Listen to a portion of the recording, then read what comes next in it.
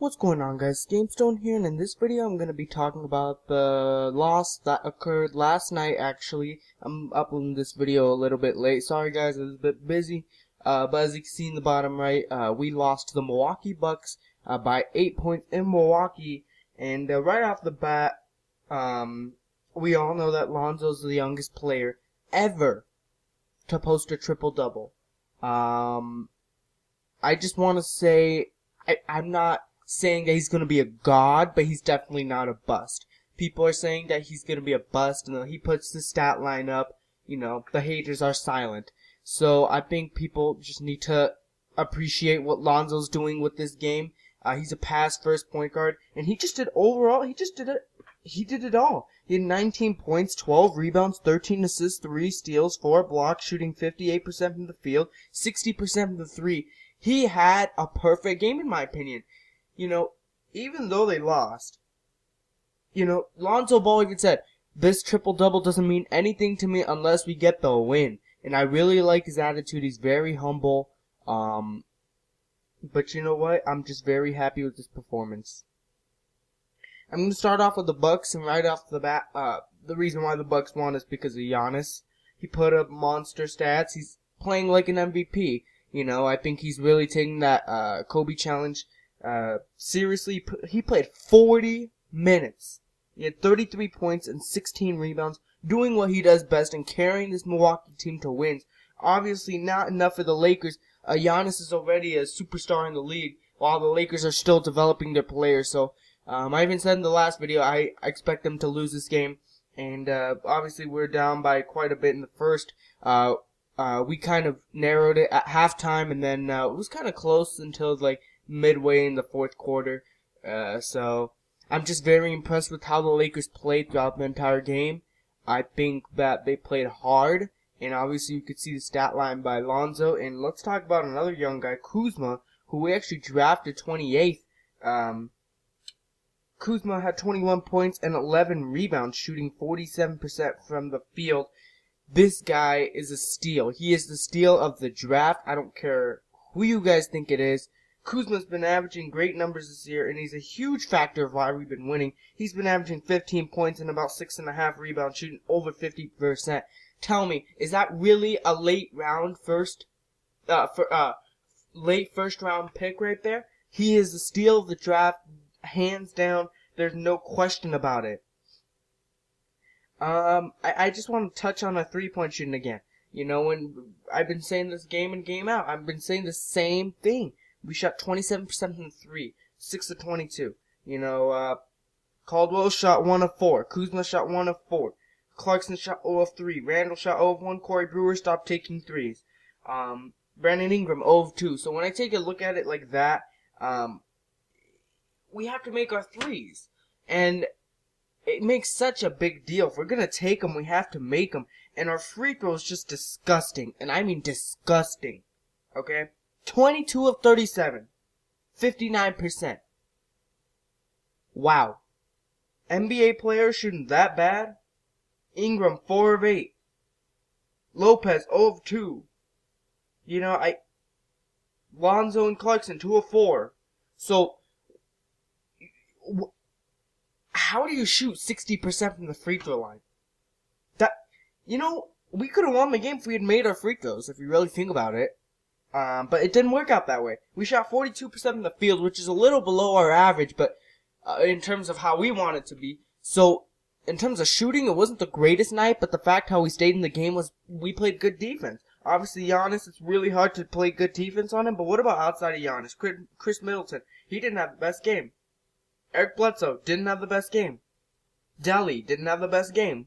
Thon Maker didn't have the best game. Brogdon had a pretty good game. But other than that, that was pretty much it. It was just the Lakers not having the ability to score the three-pointer and not able to make their free throws. So when you take a look at it like that, you can't win. If you can't make your free throws on the road, you can't win. The Lakers are being very aggressive. I love that. They're driving in no matter what happens. If they get blocked, they'll drive in again. That's a good thing, but if you miss 15 free throws, That's not a good thing, okay? There's no point in driving in if you're gonna miss that many free throws. Might as well settle for some jumpers, because, I mean, heck, if you have a wide open jumper, I'm pretty sure you can shoot 59%. But, you know, Lonzo had a great game, but that's what I'm saying. It kind of makes me upset a little bit just because Lonzo had an amazing performance, but not everybody else stepped up. Kuzma stepped up. Lopez, he did whatever. He didn't do much.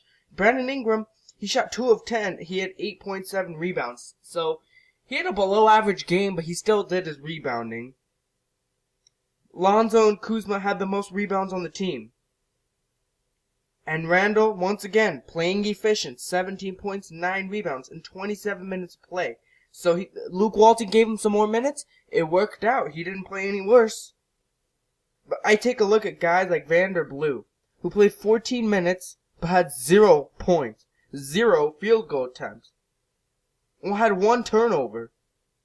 That's it. Had a rebound. But why would Luke Walton put a guy like Vanderblue in the game if you're gonna play 14 minutes and have 0 points? We're not trying to replicate Darren Williams in the NBA Finals last year. You know, we could have had somebody else on the court and maybe we could be better off. We could have won the game. Clarkson not having the best game. This was one of his below average games. It just turns out that Lonzo had a career game and his teammates didn't come up to show up. Other than Randall and Kuzma, the 2 power forwards. So I think we're very set on the power forwards. I love Kuzma and Randall.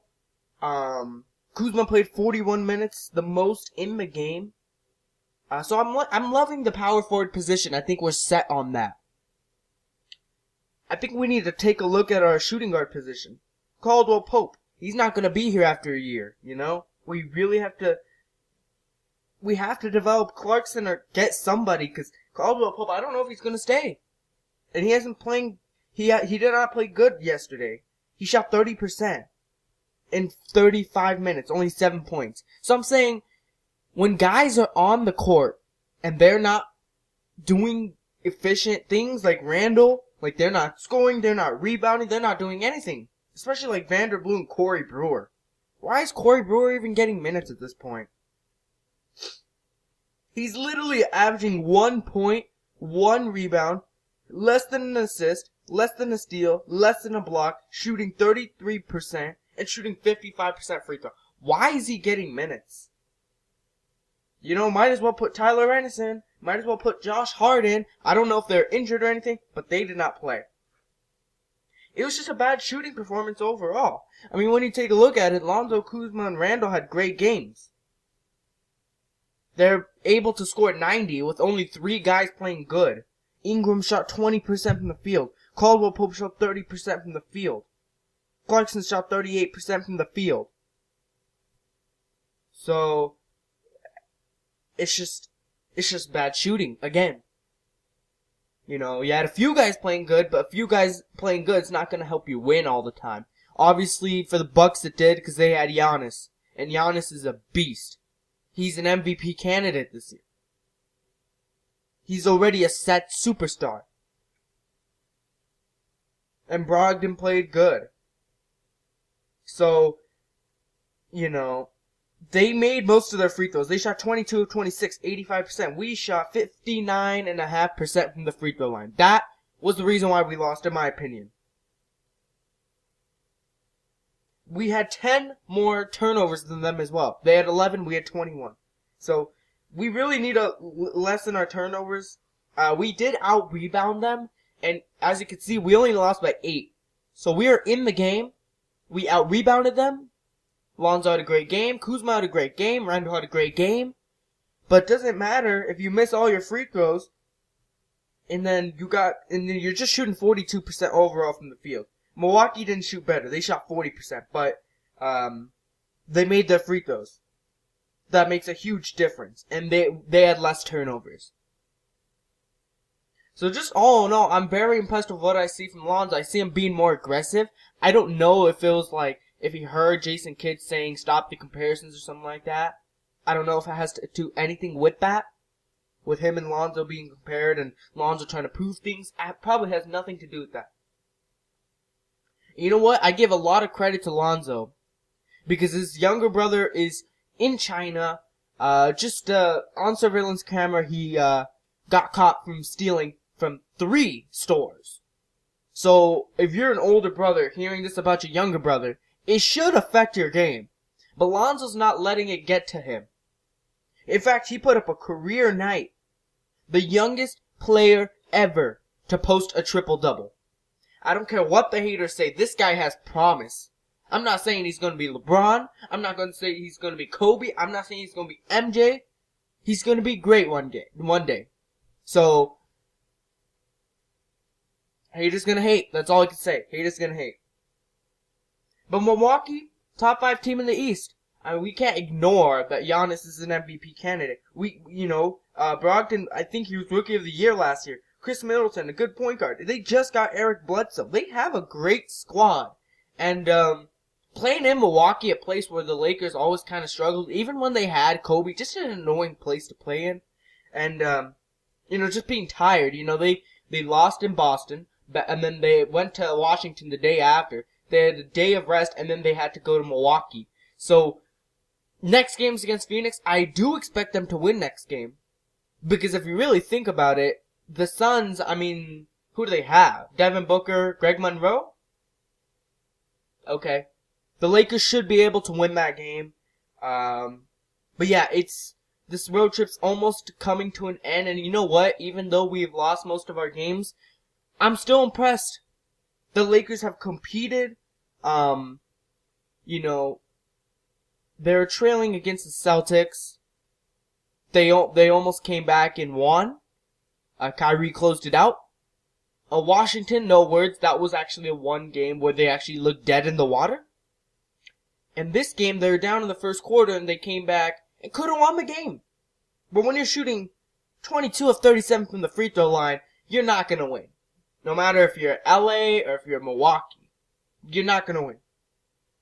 So that's all for this video. If you guys enjoyed it, drop a like. Comment down below what your guys' thoughts were on this game, whether you're a Laker fan, Milwaukee fan, I don't know, Lonzo fan, Giannis fan. And please subscribe for more. Alright guys, I'll see you guys later. Peace out.